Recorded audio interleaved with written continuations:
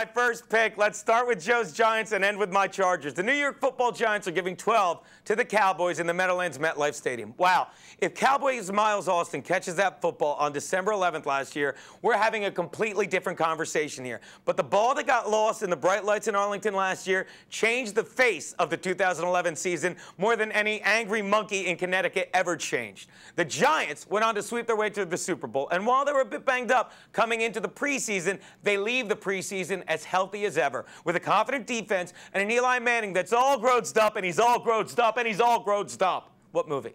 People, meanwhile, the Cowboys spiraled into oblivion after that crushing loss, in which, by the way, they completely outplayed the Giants. And they have continued to slip. Let's face it, they come into this season with nothing but question marks. Will tight end Jason Witten be able to play after missing with all that spleen injury? Will DeMarco Murray return to his elite running back form before he tore his knee apart? Will Dez Bryant be able to leave his off-field problems right there off the field? And even if he can, how much of a distraction is this kid already? And even if Miles Austin's hamstring, excuse me, I don't know why I can't read that, is ready to go, will Tony Romo be able to see any of these people on the field? That's the thing, people. The 2012 Cowboys offense has more question marks in it than a Mexican whodunit novel. I like that. I think it's clever. Oh, and let me tell you something else you need to worry about, Cowboys fans. The Giants have put Romo on his back more than he ever did Jessica Simpson, having sacked him 22 times in 13 games and 9 times last year alone. People, it's a no-brainer in this opener. Take the Giants, lay the 3.5.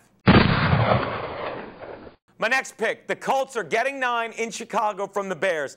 Well, the offense is finally as good as the defense in Chicago, right? But is it because the defense got better, or, excuse me, is it because the defense got worse or the offense got better? Trick question, people. It's both. Because with Marshall reunited with Cutler and a legitimate goal line back in Michael Bush, because let me tell you something, as Matt Forte fantasy owners will tell you, that guy could not score from in close. He got stood up more times at the goal line than a fat chick ever did at her prom. So let me tell you, they've gotten a lot better on offense, but they've also taken a step back on defense. Brian Urlacher came out this week, and he admitted that his knee would never be the same. Wow, Brian, if you learned anything from dating Jenny McCarthy, you would think it would be to have a surgery, especially one that you needed. But like Merriman and LT, you thought you could go the offseason without it and let it rehab itself. It didn't work. So the Bears defense will be able to beat down the Colts, but I don't see them completely beating down Andrew Luck, who picks up on this Colts squad where he left off last year at Stanford as the best player on the field and the leader of a bunch of young, talented kids who will trust his every move. Do the Bears roll here? Yes. Do they win by 9?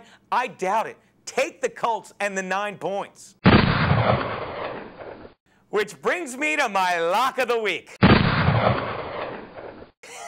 People, the Texans are giving 12 to the Dolphins in Houston. What can you say about the Texans and Gary Kubiak's old-school run-first philosophy behind the legs of Arian Foster and Ben Tate? How successful was this strategy last year? Well, the Texans and Kubiak made the playoffs with a third-string quarterback by the end of the season and even won a game with Matt Leinart under center. Wow. And these guys have only gotten better, and by that I mean healthier and stronger in the offseason, as the rest of the AFC South has done just that, gone south. And while I wish Ryan Tannehill all the luck in the world as the first legitimate QB the Dolphins have drafted since Dan laces out Marino, he really only has one thing going for him, his hot wife. And while she may let him score whenever he wants with that huge rookie contract, take it however you want, the Texans cannot wait to throw him a welcome to the NFL party this weekend. Problem for Tannehill and Miami's offense is that on the field, his only other legitimate scoring option is this Bush. Yeah, Reggie Bush. And unlike his beautiful wife, this Bush has been getting pounded by much larger NFL players for 6 years.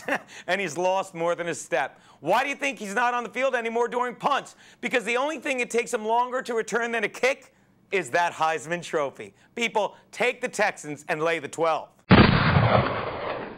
Which brings me to my Double Your Money Monday Night Bet, or as I like to call it, no way we open the season in the red. My Bolts are giving a point to the Raiders at O.Co Stadium, the 3 gayest letters since G-A-Y. What a terrible name. Who names these places?